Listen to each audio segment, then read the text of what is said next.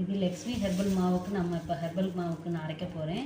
இதில் வந்து ஆவாரம்பூ, ரோஜா இதழ், மகிழம்பூ, செண்பகப்பூ, மறிக்குழந்து எல்லாம் இதெல்லாம் ஸ்கின்னுக்கு ரொம்ப நல்லது. உங்களுக்கே தெரியும், கருவளையத்தை நீக்கும், பருவ பிம்பிள்ஸு இதனால் வர அக்னிகள் எல்லாத்தையும் நீக்கும். அப்புறம் இதோட வந்து நம்ம பூலாங்கிழங்கு, அதிமதுரம், கோரைக்கிழங்கு, வாசனைப்பட்டை, மஞ்சிஸ்தான், ஆரஞ்சு தூள், பூந்தி கொட்டை இதெல்லாம் இதோட கலந்து இதோட நம்ம வசம்பும் சேர்க்குறோம்.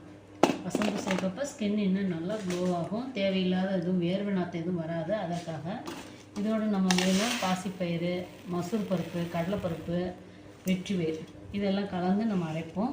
இதோடு நம்ம சந்தன பவுடர், இது ஃபேஸுக்கு ரொம்ப நல்லது.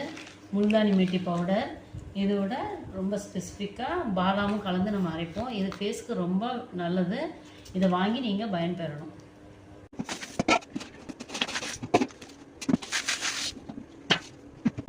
காய வச்சதுக்கப்புறம் அதை நல்லா அரைச்சி மிஷினில் அரைச்சி எடுத்து